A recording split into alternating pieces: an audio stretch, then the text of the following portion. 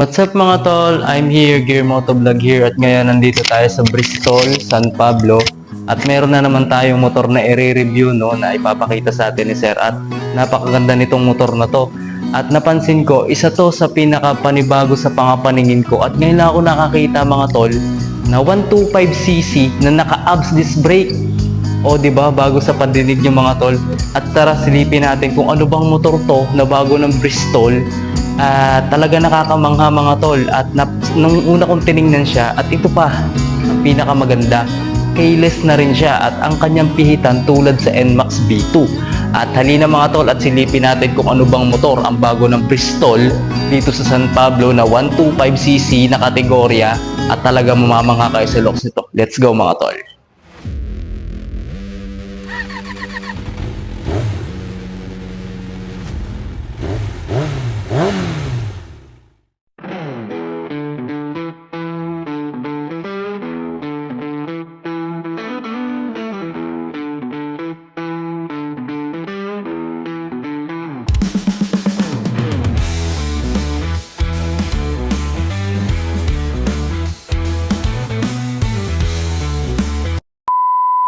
Yun, tungkol sa sinabi ko kanina mga tol, ito na ang bago ng Bristol na 125cc category na talagang mapapamangha kayo sa ganda ng itsura nito. Ngayon lang ako nakakita mga tol na 125cc na kadena na naka-ABS disc brake. Grabe talaga ang Bristol kung gumawa mga tol at hindi lang yun.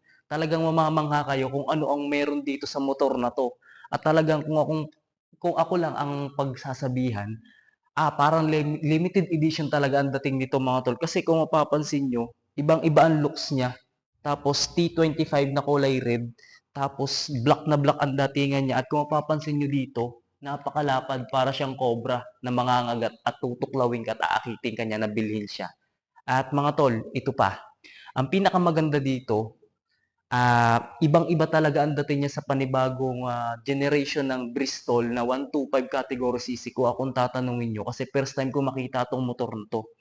At mamaya ipapakita ko sa inyo ang kabuuan ng motor na to at ngayon pinasabi ko lang kayo ng konti para maipakita ang kanyang pinaka nasa unahan no at magugulat kayo mga tol kung ano ba talaga ang itsura ng motor na to. Halina mga tol, wag na natin patagalin.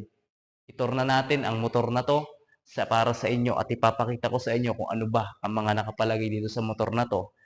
Inuulit ko mga tol, stock pa lang to. Huwag kayong mamamangha kung ano agad ba nakakabit dito. Bagong-bago to mga tol. At salamat sa manager ng Bristol at pinayagan tayo na ma-activate tong motor na to at makita ang kabuuan na panel cage at ang kanyang mga ilaw at signal light. Let's go mga tol.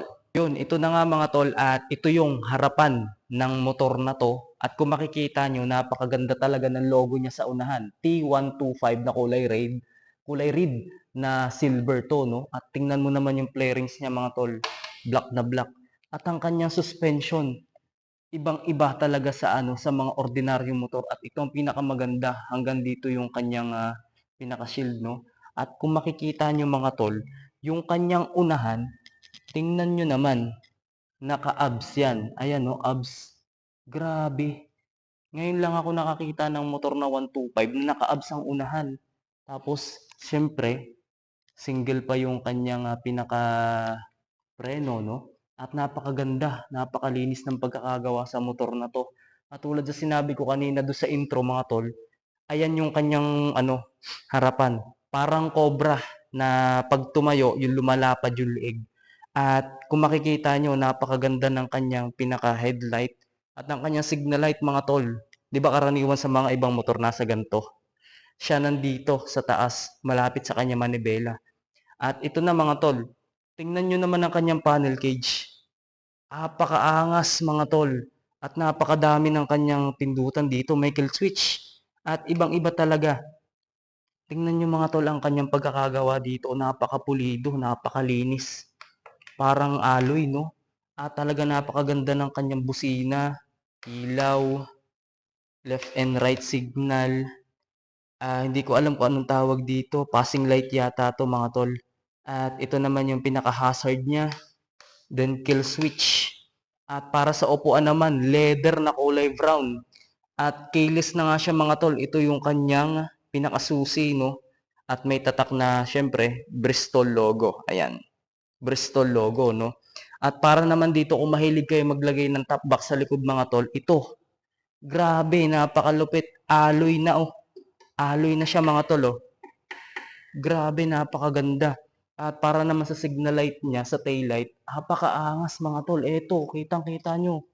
Mamaya bubuhayin natin yan, papakita natin. At syempre, hindi naman sa magbabago. Para siyang style Pasio na ginawa sa bad boy na Harley. Yung upuan niya kinuha sa 200cc na motor na kategory na anong tawag doon? Italjet. Ganito yung upuan ng Italjet na 200cc. Tapos napakaangas ng kanyang putres dito sa likuran. Alloy na yan mga tol. Alloy. Wala kayong makikitang bakal dyan. Ito, alloy, alloy. Ito siguro mga to, bakal, bakal. Pero ito, alloy na mga tol. Hanggang sa niya. Grabe, napakaganda. Yung reflector niya nandito sa gilid, no? At syempre, Bristol motorcycle plate at may QR code dyan dito mga tol. Pwede nyo i-search, pwede nyo i-scan yan anytime at lalabas yung motor na to kung pang ilan. Siguro kung hindi ako nagkakamali, no? At may nakalagay dito na Breeze 036 Bristol Cab Pro 125i Black 153 FMI 8D002838 R7 1 CJL 12S D002883 at syempre WW Bristol Motorcycles Company. At grabe, napakaganda ng tambutso niya. Ayan oh, napakaangas. At ito pa ang malupit, may catalytic siya. O, di ba? Kaya nung pag tumunog to, boom boom din. At syempre, meron siyang Bristol dito na logo. At syempre, Cab Pro Bristol, no? At yung kanyang suspension, napaka-classical. May cover na rin, no? At ito naman, buksan natin mga tol. Pakita ko sa inyo kung ano ba talaga ang looks ng kanyang panel cage. Eto na.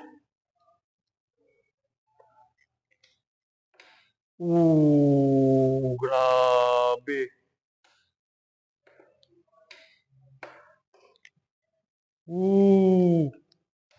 Grabe, ang ganda.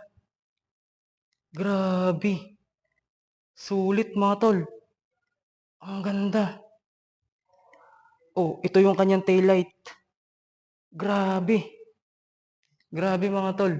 Napakaganda ng motor na to. Kaya siguro kung ako magiging owner nito, hindi na ako magdadalawang isip na bilhin to. Kasi tingnan niyo naman mga tol.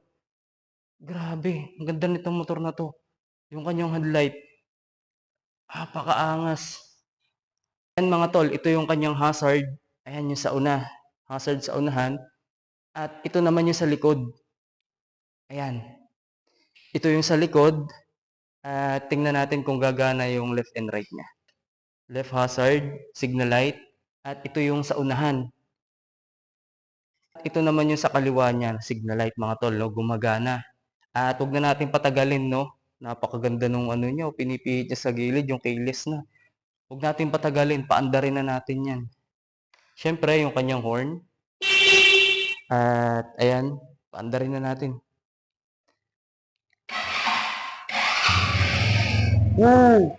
Grabe, narinig nyo ba yun mga tol? Ayan oh, lalapit ko yung mic.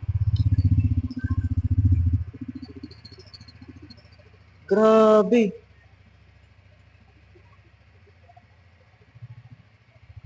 Grabe mga tol. Sige nga, i-rev natin. Grabe. Wow! Apakaganda mga tol. Grabe. Tapos i-kill switch natin.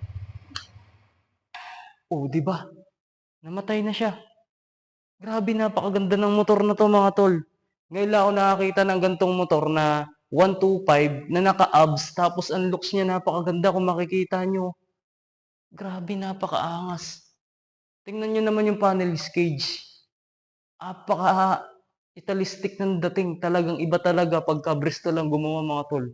Grabe. Ayan oh. So ayun lang mga tol, pinakita ko lang sa inyo tong bagong labas ng Bristol na 125. Ayan, may pangalan siya na Prime Cab. T125. Dito lang yan sa Bristol, San Pablo. Kung gusto niyo makita tong motor na to sa personal, mag-message lang kayo sa Facebook ko o kaya naman dumiretso kayo sa Facebook ng Bristol, no? San Pablo Group Bristol. At yun lang mga tol, maraming salamat at pinakita ko lang sa inyo tong looks nito at imomontage natin tong motor na to. Let's go! Try to get me in a room, yeah. Everybody wanna talk, why? Always coming with a tune.